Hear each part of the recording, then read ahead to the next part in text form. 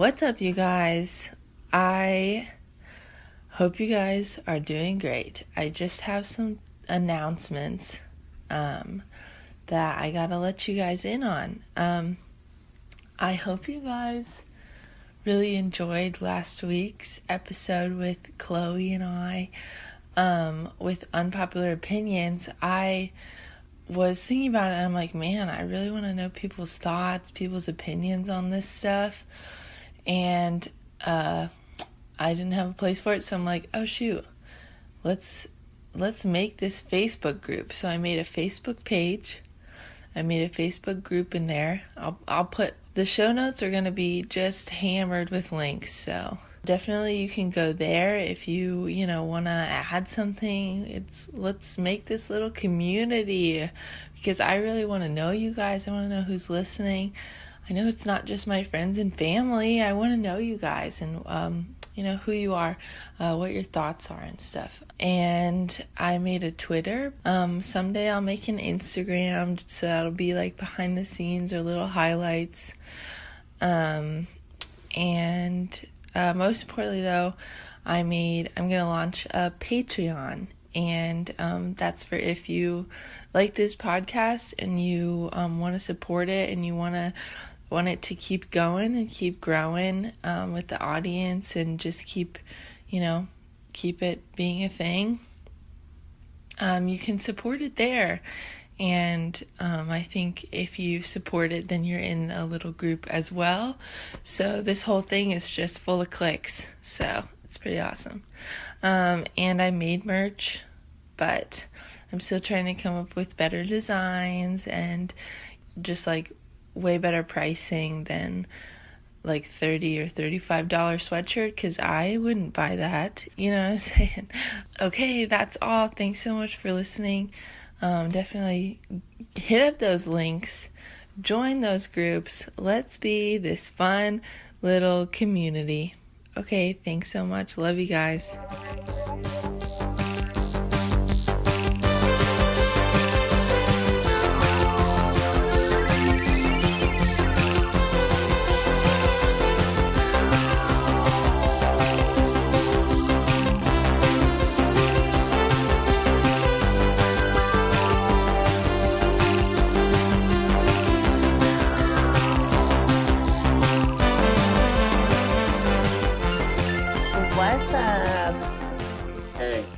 What time is it there?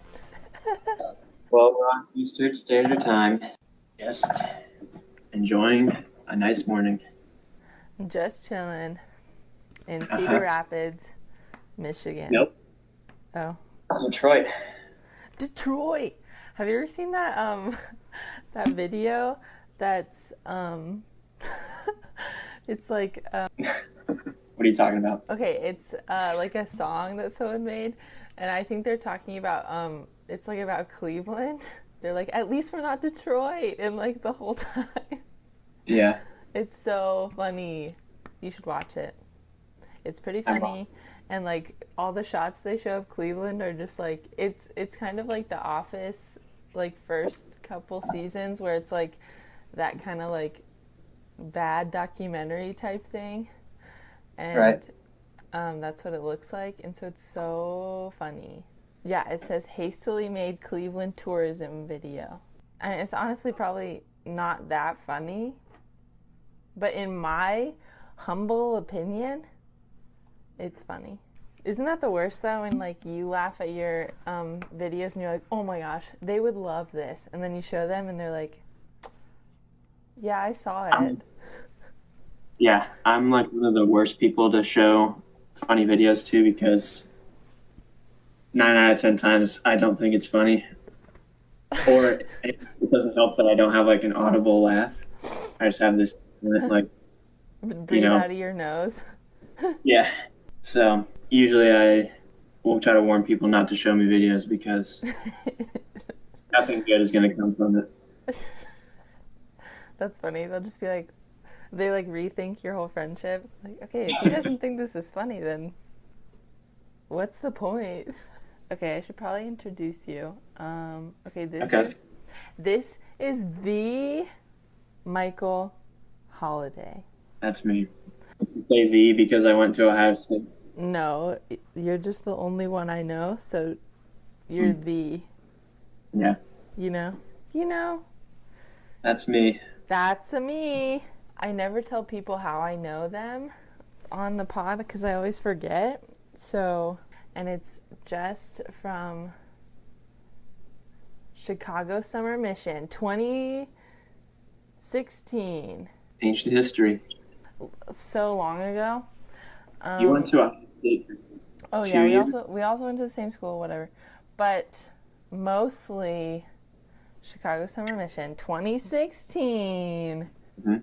So great.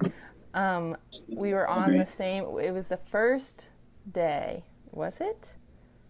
Second day. I don't know what First day day. it was. Some day. Wait, no, it was the second day because Okay. we did it in the morning. Wow. Really good memory. Good work. Yeah. Second day, there was a scavenger hunt. We went around the city, and he was in. We were in the same group, and we had lunch. And he got something savory, and I got something sweet, or mixed that. And so we No. combined, saved money, Mm-hmm. ate both of things that we wanted, and that was the beginning of our best friendship. No, just kidding. It really wasn't though. I remember dropping. I think I had macaroni and cheese or something. I remember dropping it on the ground and just giving you a horrified and like really funny facial expression, and you laughing at it. I was like, "All right, this is gonna be a good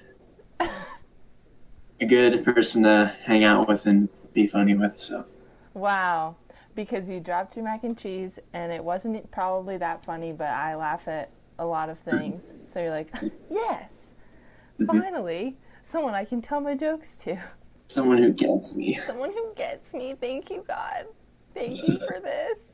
I've been praying, and here it is. Okay, now you've been thinking about this a lot, so tell me some of your favorite things. You, Wow. Favorite friend, favorite human. like of all time, any human I know. Oh, I thought you just answered it. I see. Yeah. Okay, let's talk about you know that age-old question of who you'd want to have dinner with, dead or alive? Yeah. It's a very small table, so name 3 people. Okay. You're gonna have to give me some time. There's gonna be a lot of dead space on this podcast because I think when I think about stuff, it's always in my head, and I never try to talk out loud. So. Wow, that's good. Mine is like completely opposite. It's like Michael Scott, where I just like hope that it gets somewhere. I would want to talk with the first holiday that came over to America. Oh. So that's one. I think C.S. Lewis. Oh yeah, that'd be good. No, actually, I'd probably go with Dietrich Bonhoeffer. Yeah, forget C.S. Lewis. He's not near as cool as Dietrich. He's one of my favorite authors and pastors, so go with him. And he just lived in a cool World War II is a cool time frame. And, Yeah, World War II was really cool. yeah. Just the whole, mass murdering of millions of people. Yeah, it was just like a really cool time. Total chaos. It was a really cool time. It was like a really cool time for just the world. Yeah. I really hope someone comments and like hates on me for saying that. Let's see. Okay, third person. Jesus. I'm thinking of a comedian, someone really funny to talk to. Don't you like Jerry Seinfeld? I do. Yeah. He's not my favorite comedian. Yeah, though, not enough to have dinner with him. Are you kidding me? If I have to pick out of all the funny people in the world, it's probably not going to be Jerry. Wow. Probably Mel Brooks, Oh yeah. just because he knows everybody, and I think he'd be really entertaining to like watch eat because he's really old, and I'm sure he like is just a crazy eater. That's funny. I've never heard someone say, well, just thinking about dinner and stuff, I'd probably want to eat with someone who would eat really weird. Oh, okay. We're not talking about like conversation. We're talking about literally how they're gonna eat. Table man. That's funny. So many good stories about. I mean, he's directed some of the funniest movies I've seen. So, Mm-hmm. So true. is it okay if I ask you questions? No, that's not what we do here. I'll be asking. What did you want to ask? Wait, are we done getting to know you? Uh, you know my name, and you know how we met. Yeah, that's all we need. You're right. And I have a silent sort of laugh. Just It's just like, yeah. So if I make a joke and it's quiet, Michael's probably laughing, but like that. yeah. Was he? Who knows? Maybe. Okay, I'll explain you. Favorite sports team? Wait, favorite state? Ohio. Favorite sports team? Ohio State. Favorite season? Probably fall. All of them? Yeah, fall. I'm from New Jersey. Wow. Sort of. I was born there. Not really from there, or at least my family's from there. I moved out to Cincinnati when I was 3. So definitely raised a Midwestern kid, but I like to think I have East Coast blood in me. No. That's not true at all. That's funny. When people are, that is funny when people are like, yeah, I was like born and raised in Taiwan. I'm like, oh, no way. You went to school there? Well, no, we moved to America when I was 2, but like, born and raised. Because America's just so... America. Someone got legitimately pissed. Well, maybe they didn't, but it was over text. But how I saw it was that they were yelling at me. So, anyway, because I said America instead of the United States, and they were like, it's the United States, not just America. And I was like, what? Wait, what's happening right now? And they were like, yeah, you don't say America because there's all of the Americas, okay? You wouldn't say that because you're saying that everyone else or something is a part of America, and we're like just another part of all the Americas. You say United States. And I was like, whatever I said doesn't even make sense because that's how I was interpreting it as not making sense in my brain. So I was like, what is this about? Like, what are we talking about right now? I was like, is this a for real problem that we need to, like, discuss? Is it that serious? And, like, so ever since then, I've, like, been trying to notice if people say America or the U.S., and literally everyone says America. Yeah. Look, we have mechanics come in from all over the world and stuff for our training class at work. And we just had some Australian dudes this week, and a couple weeks ago we had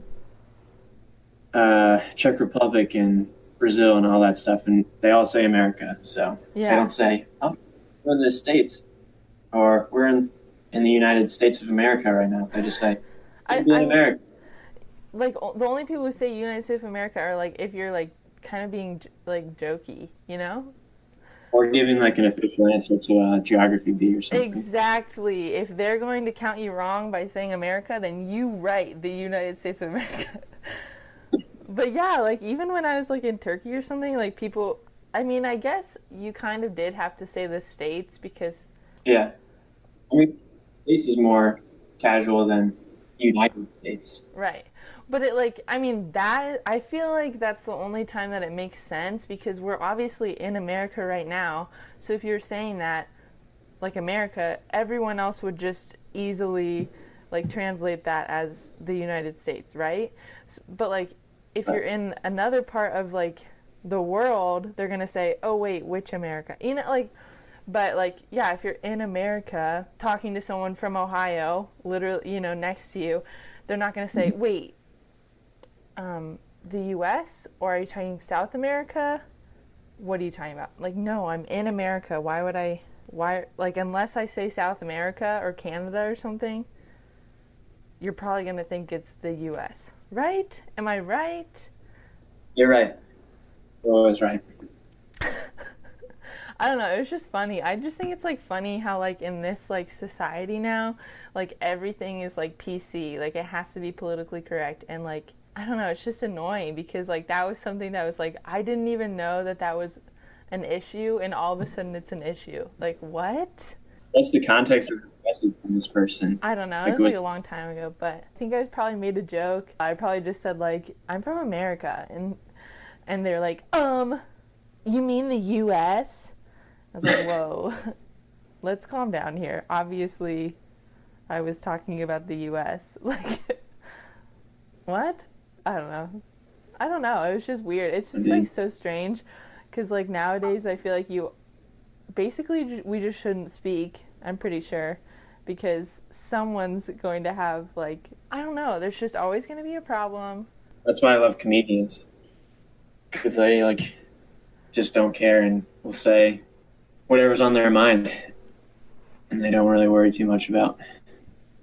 They know what's funny and they say what's funny.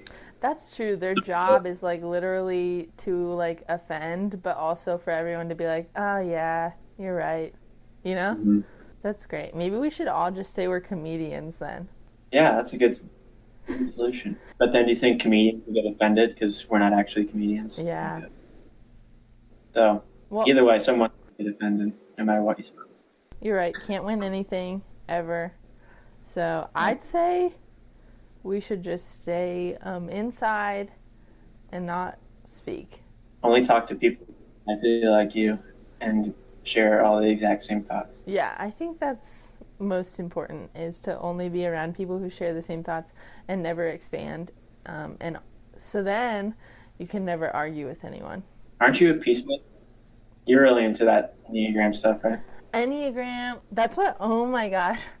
And that one, okay, audience, you probably all know because I feel like everyone who listens follows me on Instagram or whatever, but my first hate on my YouTube, what's up? How many videos have you put out on your YouTube? Literally just one, because I thought it was going to be like really on it, but for some reason I'm just not. It's been like 3 weeks. I'll probably try again, but I thought I was going to do really well, and I just am not doing really well on it. But anyway, I like read that and like, you know, like hate, because the enemy's just like good at what he does. So it's like, oh wow, this person, this stranger from literally who knows says that you should quit. So you should probably quit, you know? And then you're like, yeah, I mean, whatever she's saying, she's probably right. Yeah, so I gotta be done. But then like, but I don't know, I was like reading it. Anyway, so what was it even about? Let me think. It was like that I don't even know like what I believe and stuff. And I was like, okay, first of all, the video was showing both sides. So it was like explaining both sides from like Christian and non-Christian, okay?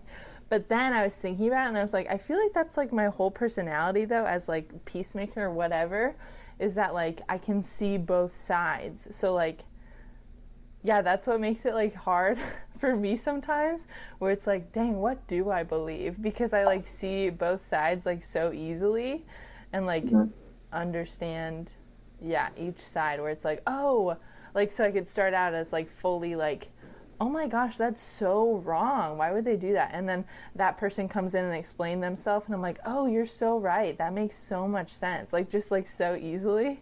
So like, yeah, it probably comes off as like I have no idea what I believe, but like, I don't know, I just like see every side better, I guess. I don't know. You feel like you change your mind a lot when like making decisions, whether it's okay. I can't make decisions is the thing, because like I'm like, okay, well, this could be really good. Like I see like that side and then I'm like, oh, but this could be really good too.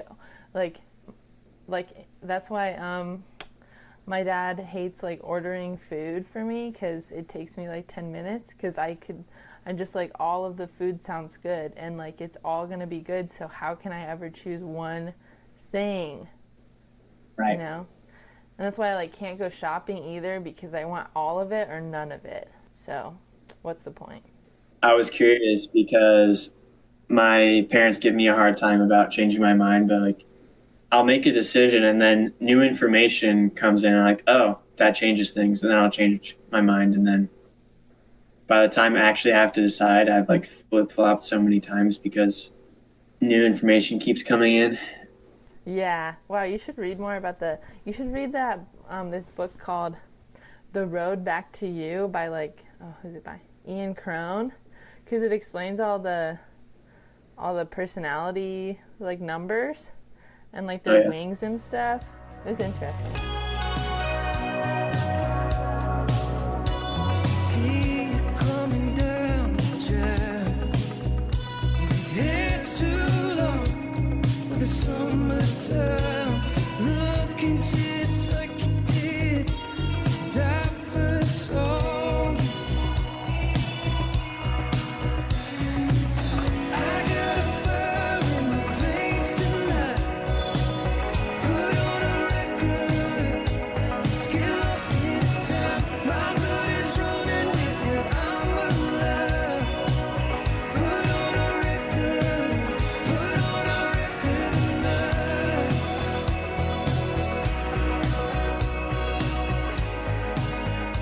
Okay, we should talk about Paul.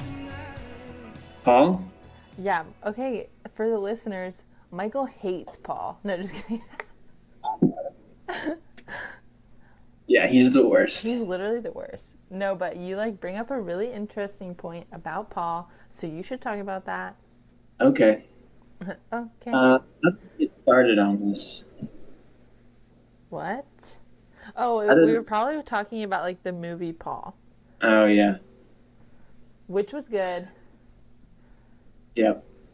Well, a lot of this comes from one thing you should know about me. I also don't have any original thoughts, and this came from Mike Erie, and it also came from like our experience in crew as well. So where to start? So Mike Erie has a podcast called Vox Podcast, and I listen to that pretty frequently. Mike Erie was a pastor, or is a pastor. He's not dead. He is a pastor. He was out in California and then recently moved back to Columbus, and he's spoken at Crew Winter Conferences a couple of years, and he's just a really good teacher. And he was explaining that a lot of what he's seen in college students a lot, or just, I don't know, in general Christianity, that we look at Paul's writings first because they do a great job of explaining like how to live as a Christian. So they go there first and look at Paul's instructions in theology, and then go back, and then Paul talks about how great Jesus is, and then we go read the Gospels.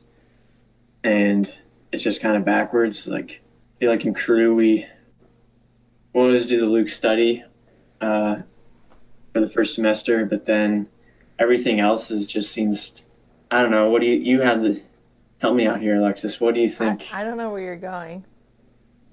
Okay. Well, like we did the Luke study, and then it just felt like we never studied any more of the Gospels. It was all just Paul. Yeah. Well, I feel like in like Christianity and stuff, Paul is like, I feel like this is what you're talking about, but like that Paul is like pretty much like we put Paul on the same level as Jesus, you know? Yeah. Was that what Mike Erie was talking about?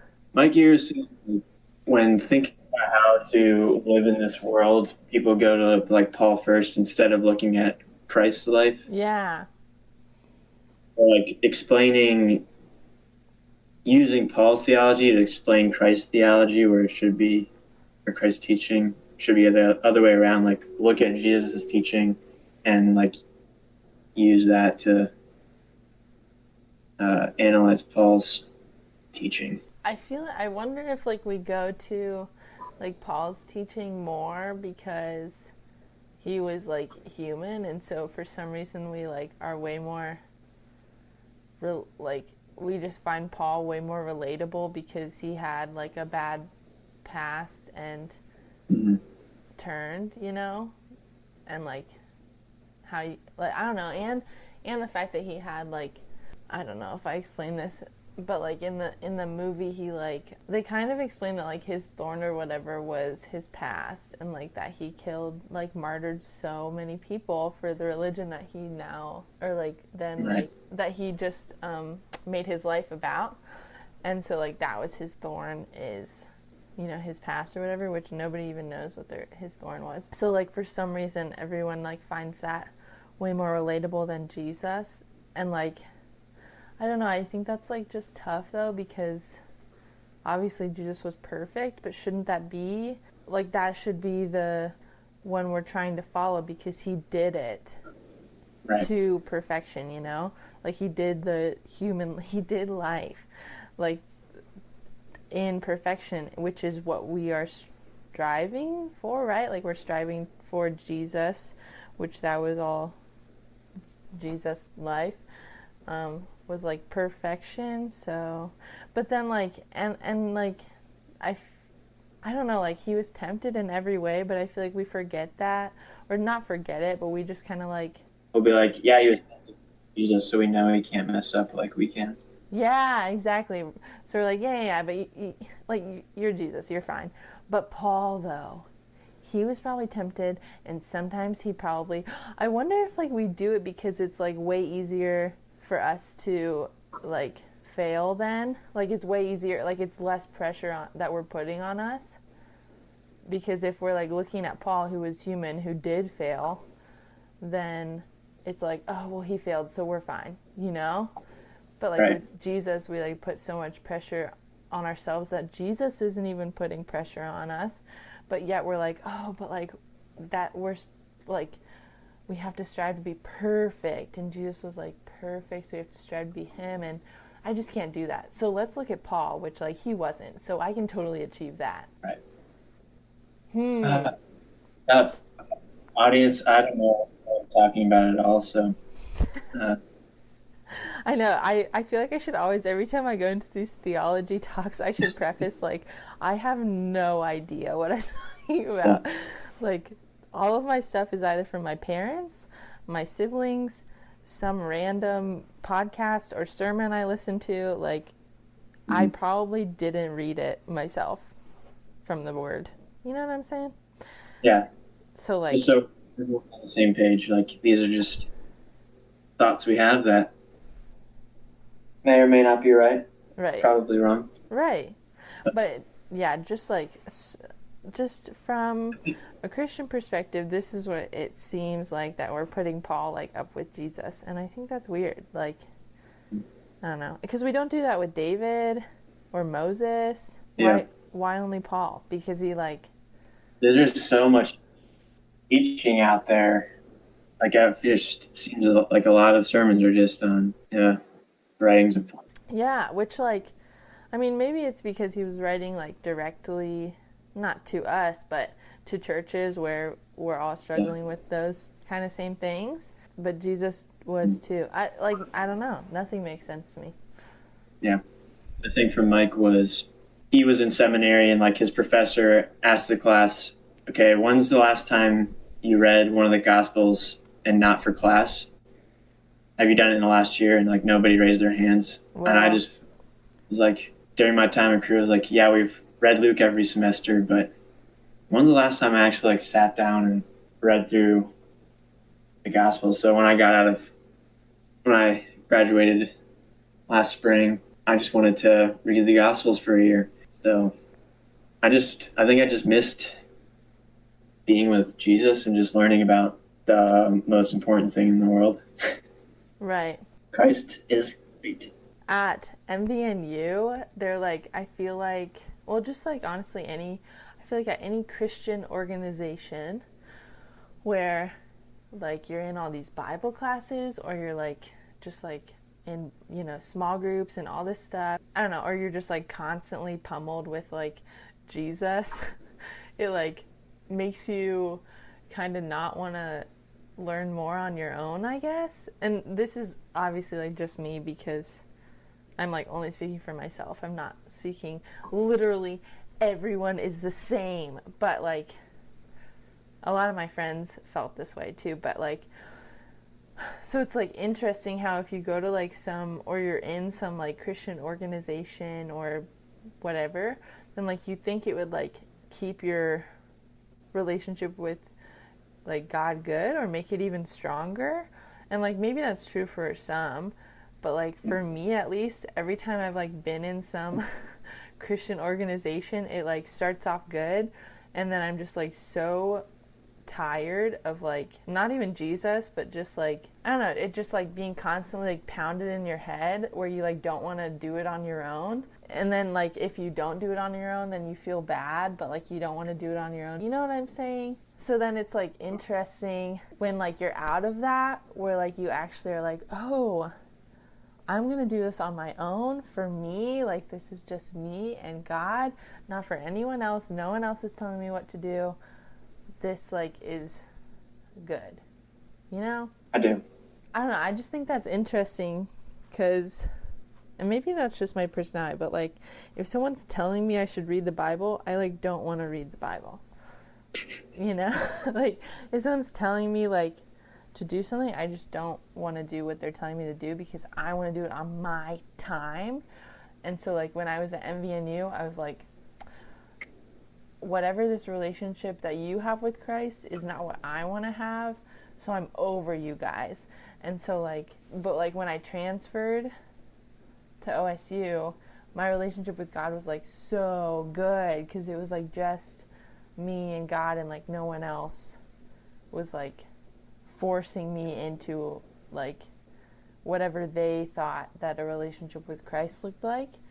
And then like, and then it kind of did the same thing though, because I like put myself in like crew fully instead of like being kind of on my own a little. And so like it kind of did the same thing. But now that I'm on my own, I feel pretty good. How do you feel about your Christian community now that you're out of school, out of crew? Well, I mean, you have to like actively look for it rather than it just being there, you know what I'm saying? But like, I don't know, it's kind of just like finding friends in adulthood. What about you though? I think right now I was going through my calendar, and since moving up to Detroit in October, I think I've been here maybe 4 or 5 weekends, and I have a Bible study every other Wednesday night, and I've been doing that for like 5 times now. So I've been doing that for like 5 times. yeah, I've been going for a couple months, and I'm just like, I haven't been here to like do anything on the weekends with them, and with like working at 5 a.m., I want to be in bed by like 6:30. Right. And that's not everybody else's schedule. Yeah. So it's just just a lot more challenging to meet up and do stuff together. Yeah. And for those wondering why I'm not here, is I go down to Muncie, Indiana, probably like twice a month to visit my girlfriend. And then there's always like I was home for Christmas and Thanksgiving and Easter and birthdays and stuff like that. So I think you just need to skip out on the holidays if you want to have friends. that's what it seems to be like. Yeah, it's either family or friends, and I think friends are more important. So This is like the first time I've not had a family member a part of my everyday life. Even in college, both my brothers lived in Columbus, so they were always around, and so that was kind of big. I didn't like anticipate or didn't realize that was happening until after the fact. When I moved, I was like, oh yeah, now a single family member is a part of my everyday life. So, but you're doing it. Yeah, for now. For now. Yeah, it's not forever. I feel like that's what we all need to like remind ourselves, is that if you're in this like poopy situation, it's not forever. Yeah. Things have changed so quickly. Yeah. Like this time last year, getting ready to graduate, had no idea where I was going to be. Was single. Things can change quickly. Things can change. Yeah, and I feel like it like seems like everyone always like has friends and is hanging out with their friends on the weekends. Like, how the freak does everyone always have plans on the weekends? Like, what? Yeah. I'm never thinking that far ahead. And like, how are you always prepared to go out every freaking weekend? What? Yeah. With like different people or the same people? How do people do it? I don't understand. Everyone seems like they have this amazing social life. I just don't get it. I never hopped on that. Nobody taught me. Yeah. But also it's like, I don't know, just intruding on someone else's plans. Maybe we have to get over that, because I feel like people are totally okay with people joining in. Like, we have this problem where like we think, oh, we don't want to intrude on that. Like, I don't want to invite myself. I'm the opposite. Like, why wouldn't you invite a couple on? And why didn't you in the first place? Yeah, why didn't you invite me in the first place? Like, you're really missing out. So I'm just helping your party right now. Right. That's funny. But yeah, like, I feel like, yeah, nobody really cares. If you come along, that's awesome. Like, no one would be like, ah, freak. Wanna be like a light in a dark place, another color in a world of black and white. Wanna try to paint the world in a new way. Left home with a dream in a suitcase. Work hard, play hard, we don't have to grow up. Hide and seek, promise me that we'll never grow up. Hey, yeah, we're just getting started. Take your fears and let them go. For the lovers and the broken hearted, take a deep breath, make the world a little colorful. Hey, yeah, we're just getting started. Take your fears and let them go. For the lovers and the broken hearted, take a deep breath, make the world a little colorful.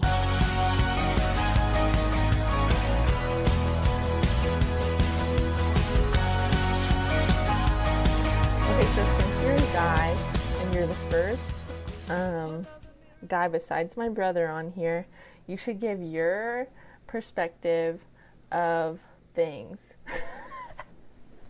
My perspective Of as a guy. things, of things. Like, okay, remember when Hannah and Emily and I were talking about like boys and stuff?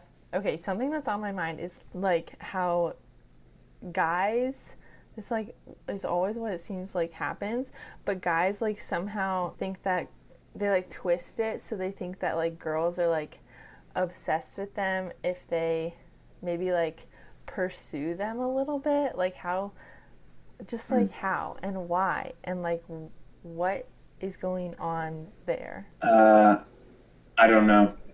Oh my gosh, what are you on? What are you on here for? I don't know. I told you in the first place. I don't know why you had me on. I'm so not suited for podcasts. I've never, like, confidence was always like, for me. I never thought, usually didn't think girls would be interested in me, so I don't really think like that. If they're talking to me, I usually just think they're being nice. Okay, but just give a guy, just in general, okay? Take your mind out of yourself and think of guys in general. Why? Okay. This is what it seems like to girls, okay? That, like, if a girl even, like, texts a guy, like, twice or something, then the guy is like, oh my gosh, she's obsessed with me. Like, why does that happen? Are guys that, like, into themselves? Let me think. Is it, okay, what I'm thinking is that, like, guys, we're taught that guys like to be pursued, right? So, like, if a girl seems like she's pursuing him, then the guy's like, whoa, freaking chill. Why are you obsessed with me? Yeah. Or they probably enjoy, like, the attention, and, like, if a girl talks to them, I don't know where I'm going. Like, if they're talking to you, that means they're thinking about you. Right. it's a cool feeling to have, but then guys just mess it up and be like, yeah, it's cool that she's thinking of me, but it's weird because I should be the one pursuing them if I'm interested. Okay, what do you think about girls like being really forward like that? I love it. Oh, really? Yeah. I think I just like people being honest and direct. Yeah. It doesn't always have to be like that, but it's one of the few times that it did happen for me. It was really nice, and I guess that's all my thoughts. It doesn't have to happen all the time. Usually, if I would prefer, like, if I'm interested in someone, I would want to be the one to initiate that. Right. But especially because, like, if a girl does that, it takes a lot of courage, and I don't know, it says a lot about them that they are confident. And I mean, I'm sure it's the same way you guys feel when a guy is direct and honest with you. Like, it takes courage and shows they are thinking about you and want to have a desire to know you.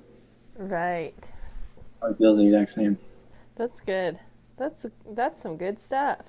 I'm not a totally worthless podcast guest. Okay, so then we also talked about what we look for in a guy. So you should talk about what you look for in a girl and what's important to you.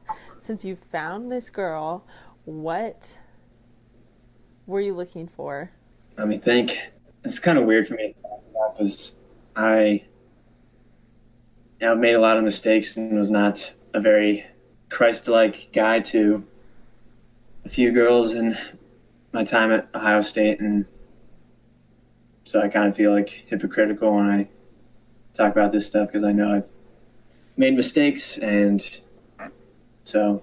But that's the thing though, is like, because I know for sure I was like a freaking idiot in high school and like college. So like, I don't know, like that's the thing though, is like you're learning from that. Like if that didn't happen, then like you'd probably still be the same. Like then it would have, I don't know, like then it would have happened some other way. Like I don't know, I just feel like it had to have happened so that you could get here, you know?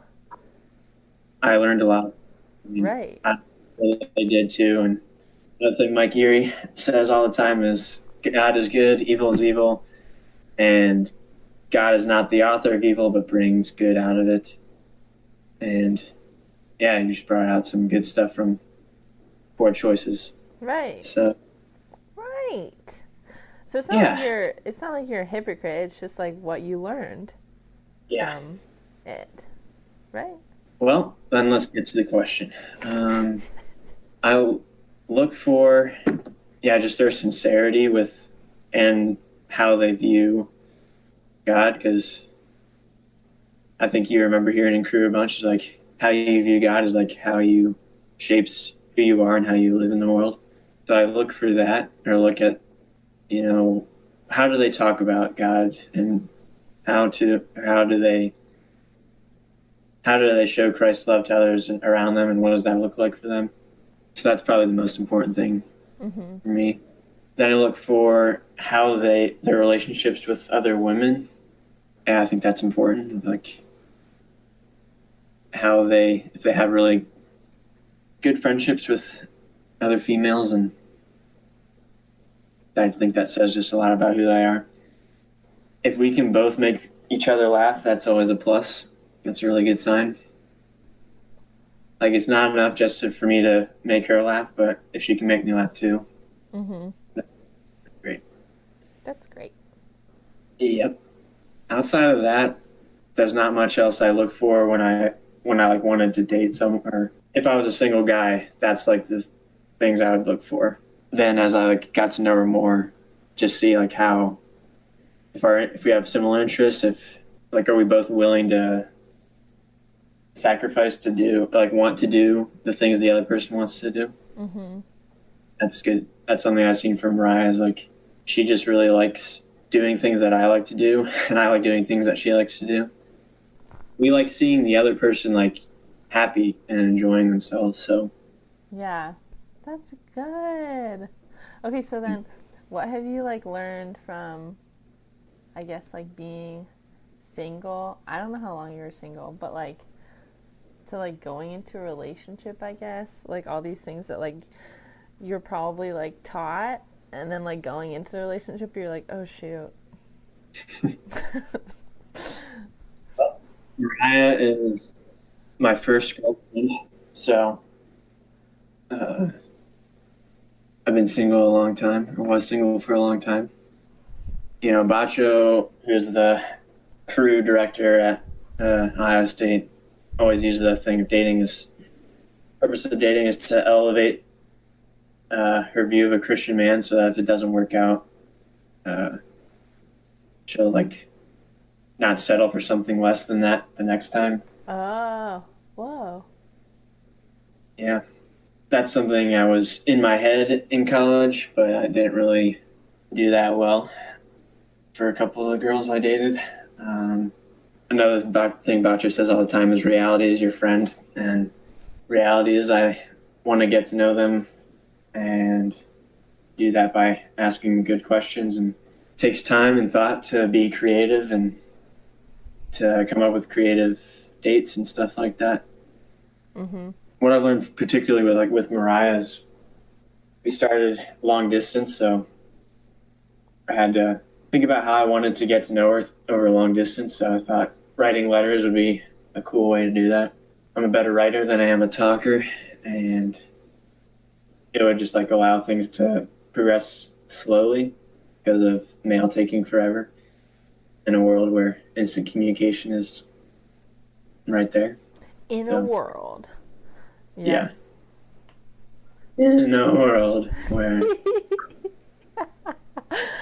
I'm like thinking of like a skit where it was like where there's like a kid and he's like going through puberty, but he wants so badly to be that in a world guy.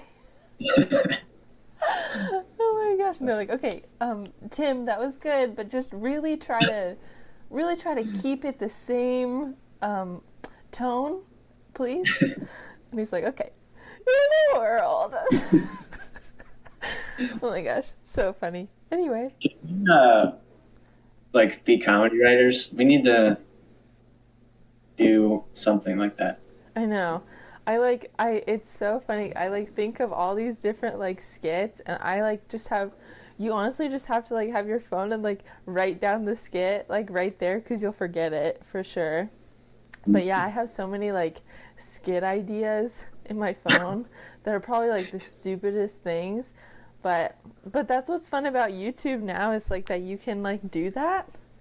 So there you go. Okay. I used to we had like a Friday Night Live thing at MVNU, and I used to everyone who's in it has to write some skits, and like I did, but my thing was that I could never figure out the ending. Like the ending was always the worst. Like the skit was so great, and I could like never find a good conclusion ever. So it just like always fell flat. And I was like, gosh dang it, you have to have like a good ending to keep it, but I never could find the ending. Well, that's where you need a partner. Okay, it's important to talk, and not just what you communicate, but how you communicate. Mm-hmm. That's pretty much it. There's a lot. Yeah, I've learned a lot about patience and just waiting, and time has just gotten I've only been up here for 6 months, and it feels like it's been 5 years. Yeah, dang. Yeah, what I hear a lot about relationships, like, I don't know, you just like hear it everywhere, but like is selflessness, but it's like this whole new point of view of like what selflessness actually is. Right. And like, I don't know, that it's like not being a doormat, but also, is it? I don't know. Well, I think if both are selfless, it will never feel like you're being a doormat. Ooh, wow, that's really good. Do you think Jesus was ever a doormat, though? No. Because I was talking with my brother about it, and I was like, Jesus was never a doormat, though. And he's like, are you sure? Where? Where does it say he wasn't? And like, I mean, where does it say that, like, he wasn't being walked on, you know? And I was like, oh my gosh. I don't know. I don't have any real biblical examples. I'm thinking about the times I can think of when it looked like he was being walked over, and that's like during his process of getting crucified. Oh, yeah. And I think, like, when we think doormat, it's like that you have no voice and, like, your feelings are invalid and all this stuff. But I think it's more just like, maybe that's what it means when the Bible says laying yourself down for others. Submit to one another out of reverence for Christ. Mm-hmm. I don't know. I just think when he was crucified, he was submitting to the will of the Father. Uh-huh. Yeah, because he obviously didn't want to do that, but... What's, like, his definition of a doormat? Or... I think his definition was like Jesus, what Jesus looked like, where it was literally like he just wasn't thinking of himself at all. And so maybe that's being walked on, but also in like the heavenly sense, that's okay because we're not living for ourselves. Right. Yeah, that's tough. I don't know. I feel like whenever you feel like you're a doormat, then you're kind of you're thinking that obviously you deserve more, you know? So you're kind of putting yourself above, right? Is that wrong? I don't know. Yeah, my thoughts are really jumbled and there's no clear answer that's coming out of my mouth because I don't know. Yeah, that's like my...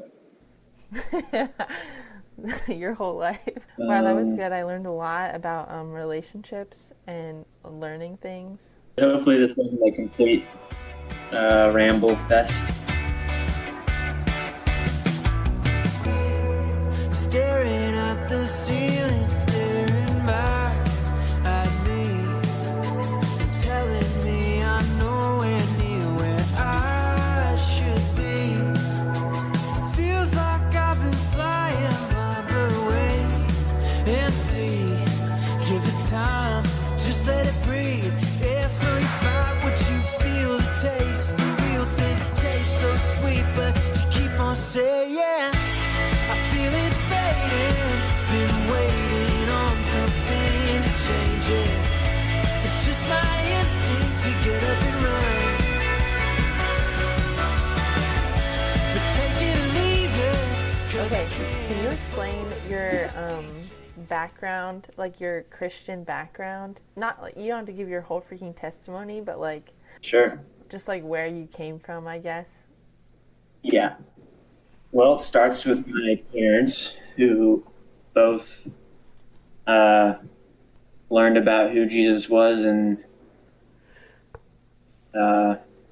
what it meant to be a follower of him from their siblings, who learned the same thing at their time in college. So their siblings shared with them, and they became Christ followers, met back home in New Jersey in church, married, and then had us. So you like grew up in the church your whole life? Yep. Okay, I'm gonna guess what denomination. Was it just start off right off the bat, non-denom? I don't think those were around for very long. I would say Baptist, I guess. We went to a Baptist church, but I don't know, never felt like I was any different from a Methodist. I didn't really know or care about the different theologies. Yeah. So we went to a Baptist church called Liberty Heights till I was in like 4th grade, and then we left and then bounced around churches until I left for college. And I never really settled into a youth group or had like a lot of Christian friends because we were always at different churches, and I just never saw the point. It was like, what's the point of... Oh, so that's why you like really loved Crew? Yeah, I just liked having Christian friends. It was nice to, talk about and share life with people who are asking the same kind of questions and following the same God. So the proper phrase is do life. together? So that's a bit about my Christian, I guess a little bit more. High school, I knew Jesus loved me and what that meant, and tried to study or like reading the Bible and figure things out. But I was just like, yeah, it's just kind of me and God, and not really sharing my faith with anyone. Or I'd talk with my close friends about what I believed and stuff, but I wasn't actively like going out being bold anywhere. So just kind of being comfortable and coasting. Like once I get to Ohio State, then I'll be like, I saw it change my brother's life, and like, all right, this thing is real, and I want to be a part of it, and I can learn a lot more about God and be a real servant for Him. So, yep, can't imagine living any differently. Yeah, that'd be crazy. I always think like, dang, what would my life be like if I didn't grow up in the church and didn't know Jesus when I was like 5? What would my life be? You never will know. Oh yeah, exactly. Unless when we get to heaven, God's like, okay, this is what your life could have been like, you know? That'd be so cool. Anyway, I've been listening to some stuff where like, oh, like they grew up in a place, like a Christian home where like it was so important to share the gospel, you know, and teach people about Jesus always. And like, yeah, just spread Jesus around everywhere. Like that's the point of being a Christian, which is like good. But then like I was listening to this guy's like story, and it like, he kind of made it like in that where it's like every conversation, like they've just put so much pressure on themselves where it's like every conversation they're thinking about like, okay, how can I put this, like how can I share Jesus in this, and like all this stuff. So it's like so much pressure, and like where if they didn't talk about Jesus at one time, then they failed, and like how are they ever going to know Jesus now? And it's like, yeah. I feel like that's like putting so much pressure on you where like you think that you're their only way to heaven. Right. And it's like, no, I'm pretty positive that God can get to them in some other way. Like you could have been a cool catalyst for sure. But if it didn't happen, God is probably going to have another way. Like it's not like God's just going to be like, oh crap, well, we missed that one, guys, let's go to the next one, you know? Like I don't know. Yeah. Like first of all, God like doesn't give up on you, and yeah, you don't have so much. It's not you who gets people to heaven, but you are the one who could plant that seed, you know? Yeah. Is that like making, you know, sharing the gospel or like being disciples less? Did I just like lessen that, or? The thing you described just sounds so exhausting. Right. Can't there be time just to talk about comedians in cars getting coffee or guys? Like, can't we just talk about other stuff? Well, and I think like it's more like I always am more like way more comfortable with like building relationships with people, and of course I like give myself a pass because I'm like, oh well, I didn't talk about Jesus then, but you know what, we're building a relationship, and then like we have like a year-long friendship, and I've like not talked about Jesus to them once. But like I'm not saying that I'm good at it at all. But you're in the same class in that respect. I'm much more like, I'd rather build a friendship and then whereas that one, like talk to a stranger about Christ and then never see them again. Like, yeah, right. And like if you do like, I don't know, bring someone to Christ, then does that mean that you're just gonna be like, okay, awesome, can't wait to see you in heaven, see ya, and then never help them on their like walk? Right. And never like come back? And then what about all those people who are Christian that you like know? Does that mean that you don't talk with them and like you're only talking to people like basically you're just meeting someone new every day and like bringing them to Christ, and then once they have, then you're like on to the next person? Like I don't know, that doesn't seem like reality. Yeah. And I feel like also then we're saying that Jesus shouldn't have hung out with his disciples every day, right? Right. Yeah. One thing I didn't say about, like, earlier, but when we were talking about Paul's, like, we often look there to see how to live, and I don't know, we should be looking at Jesus, and he's got a pretty cool setup of, he has like 12 pretty cool close friends, or 11, I guess. And then wasn't 11 and he was the 12th? Sometimes I get that mixed up.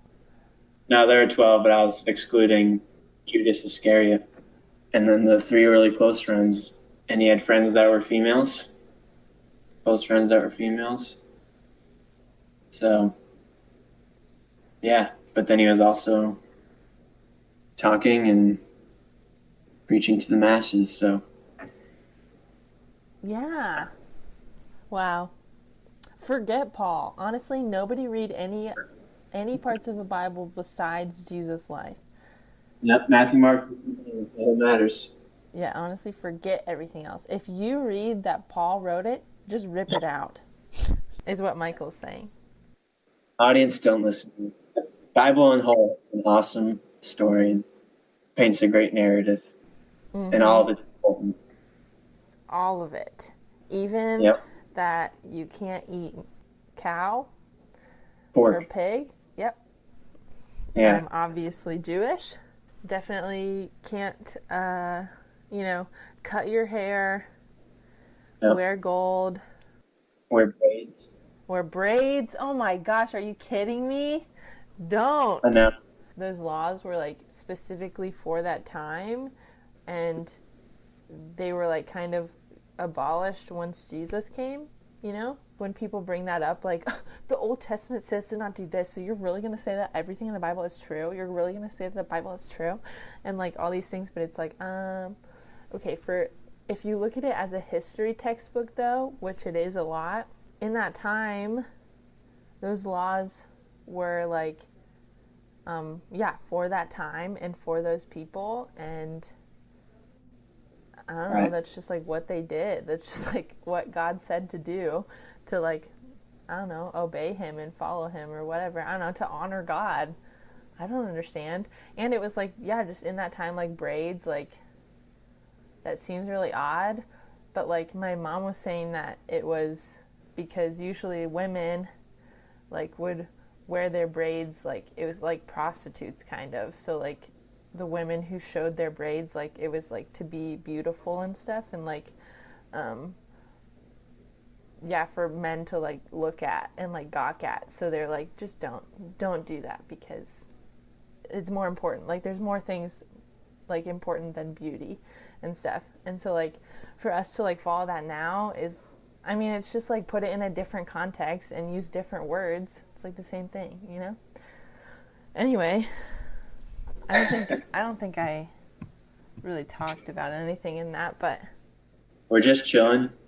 Just chilling in Cedar Rapids. Right. When did you go visit your sister? A couple weeks ago. It's just always nice talking with you, Alexis. Audience, we talked for like 3 hours on the phone because we were both driving. And yeah. Crazy times. We could just go on for. Yeah. Which is pretty crazy because I don't talk on the phone. So. Yeah. Pretty wild. Just best buds driving to a place. That's our theme song.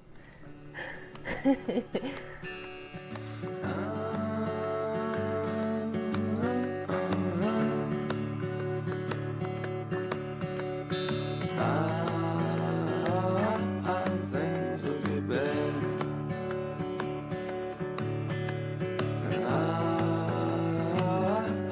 Things will get good.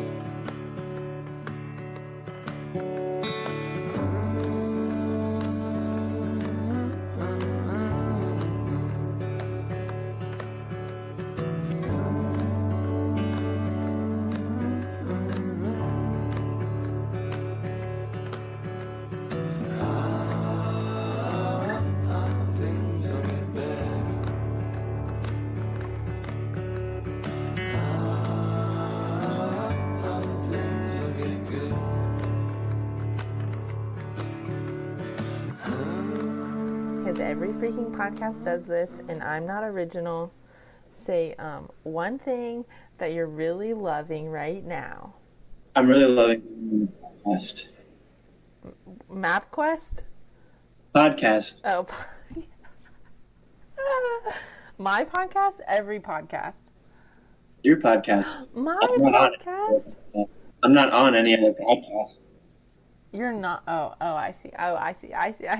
I'm only loving this because I am a guest. And I love your podcast too. Wow, thanks so much. I got another review, and it was like from some random guy. So it really showed me that random people are listening. It's so exciting. So cool. I'm really loving the weather. Did we really start talking about the weather? That was like my one fear. I know. I didn't want to say anything, but it's been winter up here since I moved up here for 6 months. So this is like the first time I've seen the sun in a long time. Honestly, it is pretty crazy how like nobody really talks about how the Midwest is pretty much Canada. No, I'm sorry. It's pretty much Alaska, where we're in winter for like half the year, where it's just dark, you know? I do. And I think that's probably why we get so crazy when like nice weather happens, because we've been in caves for the last 6 months. That's honestly probably why. I just figured it out.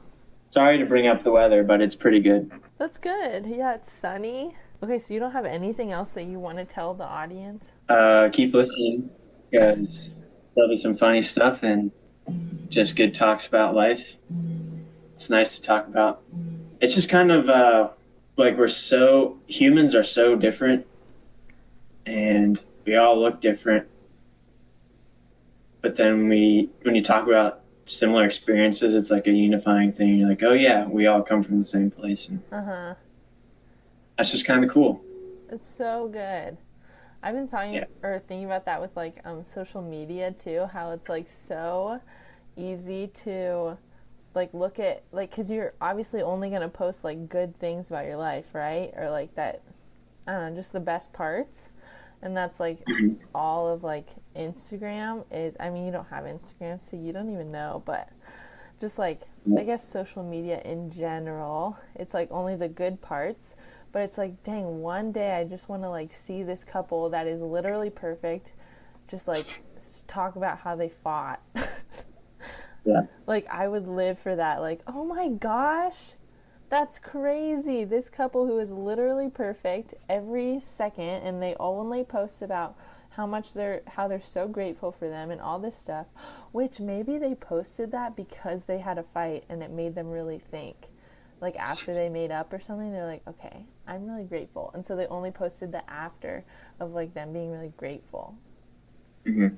Maybe that's our clue, is that once they post let me just brag on this person, or let me just talk about how grateful I am, then that's probably them after they fought.